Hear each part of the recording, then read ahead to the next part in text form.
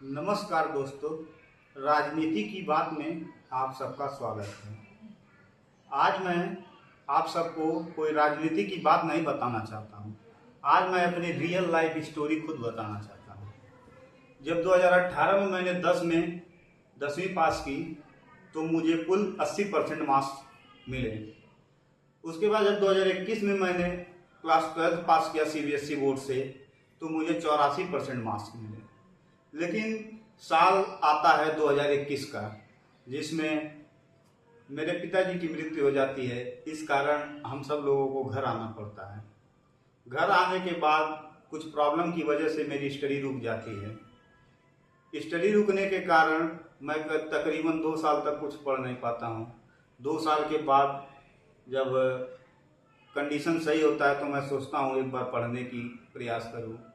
उसी समय तकरीबन 2023 में मुझे एक बीमारी होती है जिसका नाम है पार्किंसन डिसीज और हाई स्ट्रेस।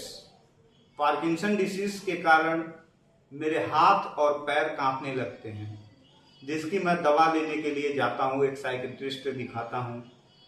साइकेट्रिस्ट मुझे दवा देते हैं।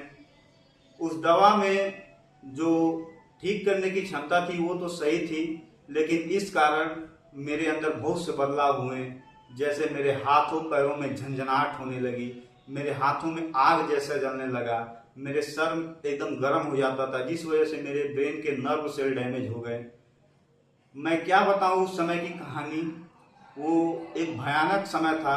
2023 से 2024 तक टोटल 1 साल तक मैं पूरी तरीके से एक कहते हैं नर्क में, जो नर्क में इंसान देखता है, मैंने वो नर्क देखी।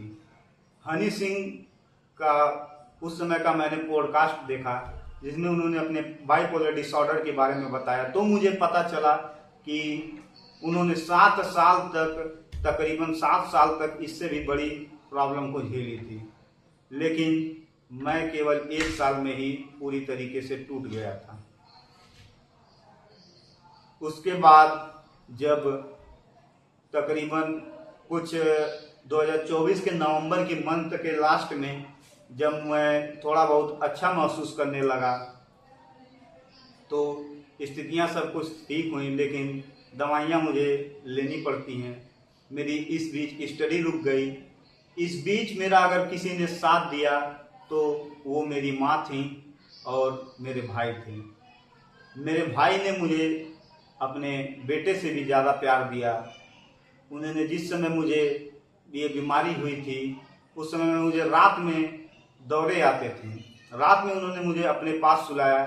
मैं 10-10, 15-15 बार पेशाब करने जाता था। रात में वो उठते थे, मुझे सुसाइडल थॉट आते थे और बहुत कुछ मैंने झेला। इस बीच मैं फेल तो हुआ और आज भी मैं फेल ही हूँ। अगर फेल नहीं होता तो अगर आप लोगों ने बहुत सी स्टोरी देखी होगी सक्सेस की कि पहले फेल होते हैं उसके बाद सक्सेस उन्हें मिल जाती है, लेकिन मेरी कहानी ऐसी नहीं है।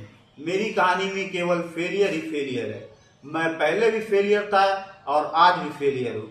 मेरी स्टडी तब भी रुकी थी, मैं आज भी पढ़ नहीं सकता हूँ, लेकिन मैंने कभी भी अपने जीवन के साथ कॉम्प्रोमाइज़ नहीं किया। मैंने कभी भी सुसाइड नहीं किया। मैंने लड़ा और लड़ रहा हूँ इस बीमारी से, सब कुछ से। धन्यवाद।